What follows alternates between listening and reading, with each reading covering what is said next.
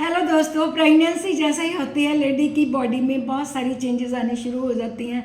यानी कि थोड़ी सी ओबीज होना, उसके बाद में ब्रेस्ट डेवलपमेंट होना, एरियोला का कलर चेंज होना, लाइनिया निग्रा बनना और जो स्ट्रेच मार्क हैं ये पड़ना। इसके साथ में एक सबसे बड़ी प्रॉब्लम आती है लेडीज़ के फेस की, यानी कि हाइपर पिगमेंटेशन की वजह से उनके फेस पे झाइयाँ पड़नी शुरू हो जाती हैं। मोस्टली ये फोरहेड पे, नोज़ पे, चीक्स पे या फिर अपर लिप पे आती हैं। तो आज मैं क्यों होती है ये हाइपर पिगमेंटेशन, यानी कि जिसको मलाज़मा भी कहा जाता है, ये क्यों होता है और इसको हम कैसे ट्रीट करें।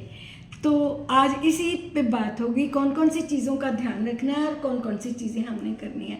तो फ्रेंड्स, मैं हूँ डॉक्टर गार्गी कौर। मैं आपको हेल्दी लाइफस्टाइल के बारे में बताती रहती हूँ। आजकल मेरी वुमेन हेल्थ सीरीज चली हुई है, तो इसी के रिगार्डिंग आज प्रेगनेंसी में हाइपर पिगमेंटेशन पे बात करेंगे।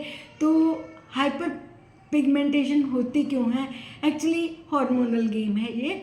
जैसे कि ईस्ट्रोजन, प्रोजेस्टेरोन, फिर उसके बाद में ऑक्सीटोसिन, बहुत से हार्मोन्स लेडी के चेंज होते हैं। इसी तरह से मेलानोसाइट हार्मोन, यानी कि जो मेलानिन पिगमेंट को सिक्रीट करता है, तो मेलानिन पिगमेंट की सिक्रीशन ज़्यादा हो जाती है। तो ये क्यों होता है? ये patient to patient, lady to lady vary करता है। और कई बार जिनके पहले ही प्रेगनेंसी के होती हैं या हेरिडिटरी चलता है, तो उनमें ये चीज़ें ज़्यादा आती हैं। मोस्टली 90% लेडीज़ में नहीं होती, लेकिन 10% लेडीज़ इसका शिकार ज़रूर हो जाती हैं और वो परेशान हो जाती हैं कि हाय, अब हम क्या करें क्या ना करें। तो आज सिंपल होम रेमेडीज़ और हमने अपनी स्किन को प्रोटेक्ट कैसे करना है।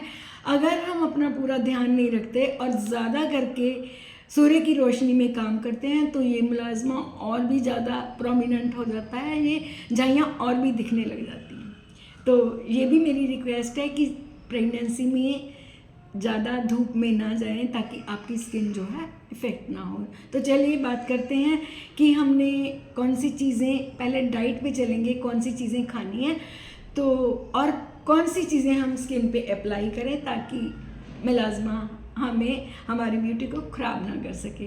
सबसे पहले हम बात करेंगे कि डाइट में आपने देसी घी ज़रूर लेना है। देसी घी कितना लेना है? सिर्फ 1 चम्मच। 1 चम्मच देसी घी आपके हार्मोन्स को बैलेंस करने में बहुत बड़ी पावर रखता है, ज़्यादा बिल्कुल नहीं लेना। इसके साथ में आपने लेने हैं ड्राई फ्रूट्स। ड्राई फ्रूट्स में आप लेंगे बादाम, पीनट यानी कि जिसको मूंगफली बोला जाता है, या फ्लैक्सीड या फिर वॉलनट, क्योंकि इनमें भी हेल्दी फैट होते हैं जो कि हमारी स्किन को ग्लोई बनाते हैं, शाइनी बनाते हैं और हम दिखती हैं ब्यूटीफुल। इसके साथ साथ में आपने फोलेट लेने हैं। फोलेट मिल जाएंगे आपको बथुआ में, पालक में, मेथी में, ब्रोकली में। इन चीज़ों में फोलेट्स लेने से आपकी स्किन जो होती है वो ग्लोई होती है। साथ में आपने जो है दूध ज़रूर लेना है। आप बटर भी ले सकती हैं। अगर देसी घी ले लिया फिर बटर नहीं, अगर बटर ले लिया फिर देसी घी नहीं। मीन्स क्वांटिटी आपने एक प्रॉपर रखनी है। तो हम स्किन का, अपनी का एक्सटर्नली ध्यान कैसे रखें, तो उसमें हमने क्या करना है, आप एलोवेरा जेल लें, फ्रेश एलोवेरा आप अपने फेस पे लगाएं।